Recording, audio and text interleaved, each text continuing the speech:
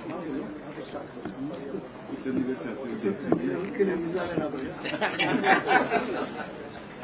think that's the right thing. Good afternoon, sir. ऐसा वो formulate किया कोई बात नहीं सर, वो हमने 500 के अंदर लिखा हुआ है, उस मैंने आपको बताया होगा हम वो लाइन किस तरह से है ना सर।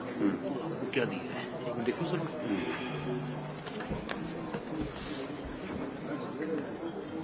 ठीक है सर, ये आपका भी देखो के बाद में देखो सर।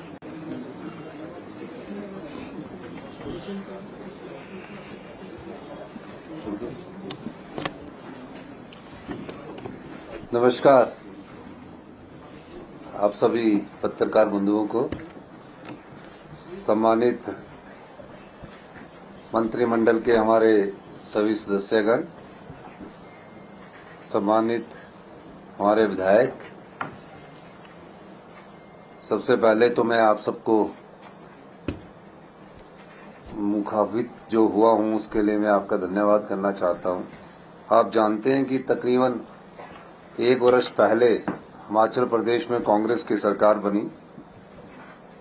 कांग्रेस की सरकार बनने के बाद जिस प्रकार की आर्थिक परिस्थितियां हिमाचल प्रदेश में थी और 14 महीने के कार्यकाल में उस प्रकार की आर्थिक स्थितियों पर हमने नियंत्रण पाया।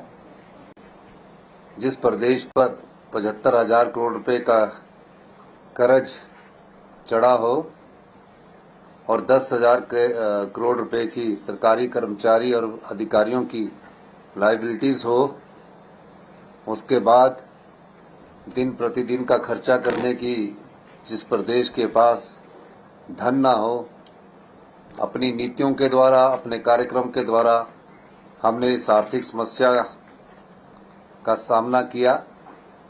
उसके बाद प्रदेश में फिर आपदा आई। आपदा के बाद कभी हमने कल्पना भी की थी कि इतिहास की इतनी बड़ी आपदा हमारे जीवन काल में हमें देखने को मिलेगी। तकरीबन 4,000 घर पूर्णतः नष्ट हो गए और 13,000 घर आंशिक रूप से नष्ट हो गए। उन परिवारों को बसाने की जरूरत थी।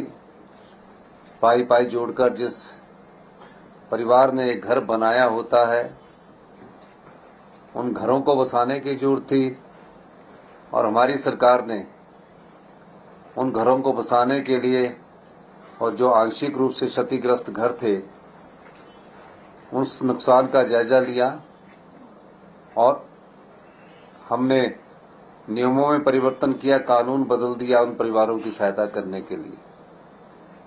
यही नहीं, जब हमारी सरकार बनी हमने उसमें कुछ गारंटियों का वादा किया था।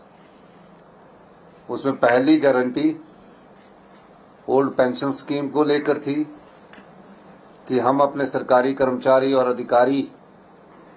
अधिकारियों को ओल्ड पेंशन स्कीम के अंतर्गत लाएंगे और हमने पहली कैबिनेट में वो करके दिखाया।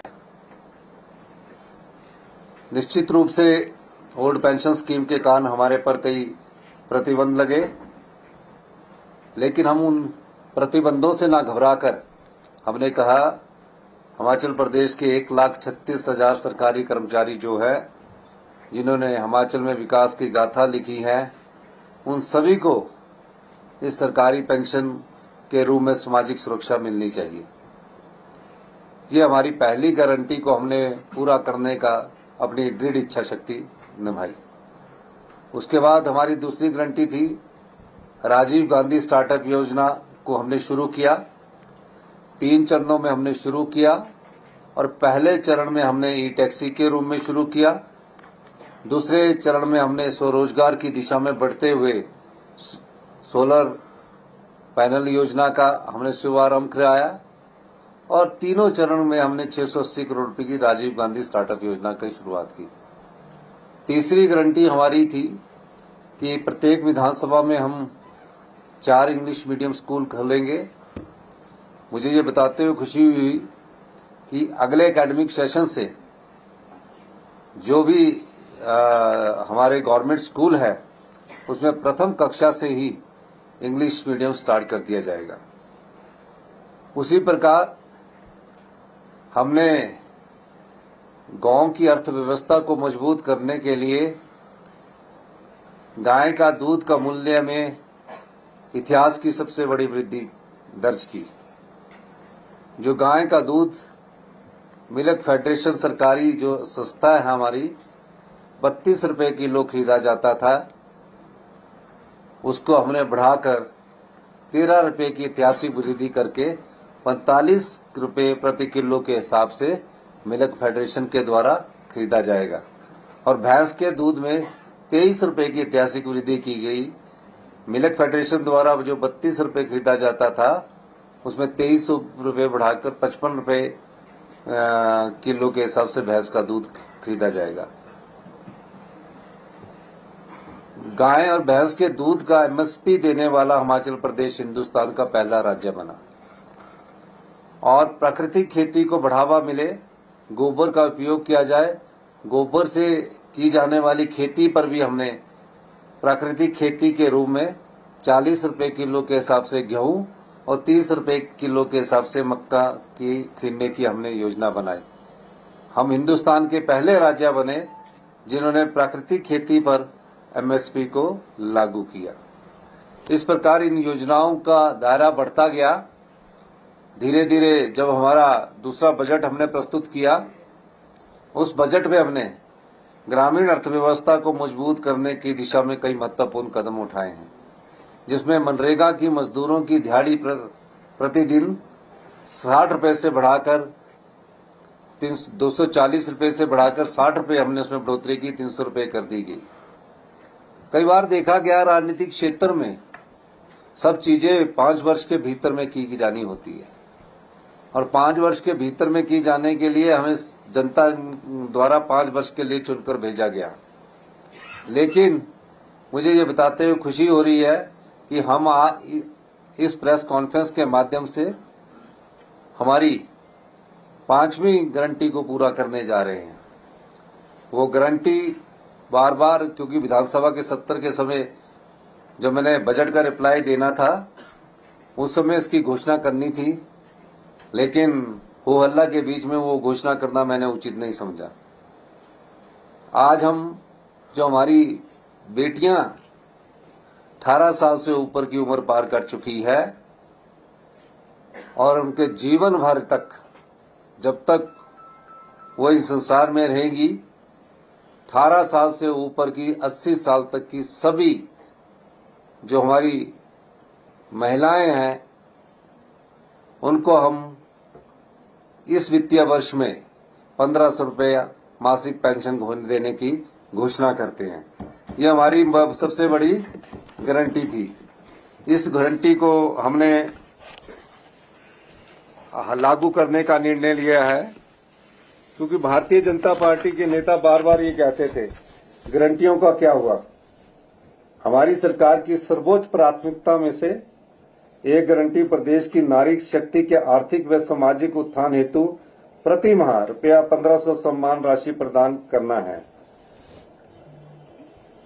इस लक्ष्य को प्राप्त करने हेतु हमने प्रथम चरण में जिला लाहौल स्पीति की बहनों को इस सम्मान राशि का हकदार बना दिया है।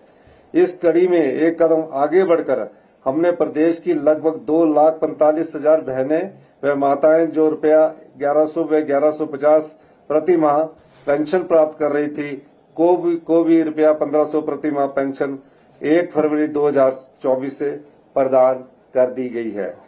इस योजना का नामकरण इंदिरा गांधी प्यारी बहना सुख सम्मान निधि योजना प्रदेश की बहनों के प्रति हमारी संवेदनशीलता दर्शाता है। इस वचन पूर्ति हेतु हमारी प्रतिबद्धता अटूट है। मैं इस योजना को जिला लाहौल स्पीति के बाद पूरे प्रदेश में लागू करने की घोषणा करता हूं। इसके अंतर्गत प्रदेश के सभी परिवार सीधे सीधे जुड़ेंगे। इस योजना द्वारा हम प्रत्येक परिवार से 18 से 60 आयु वर्ग की बहनों को अगले वित्त वर्ष से इंदिरा गांधी प्यारी बहना सुख सम्मान निधि योजना प्रदान करने का वचन दे रहे हैं। ये गारंटी हमने दी थी और आज हम इस गारंटी को पूरा करने की कोशिश कर रहे हैं। यही मुझे कहना था। आपका बहुत बहुत धन्यवाद। जय हिंद, जय हिमाचल। Thank you. चाहे तो धन्यवाद। तकरीबन अभी जितने भी महिलाएं आएंगी इसमें, अभी इसके फॉर्म भरवा के हम सबको बता देंगे। तकरीबन 5 लाख से ऊपर महिलाएं हैं।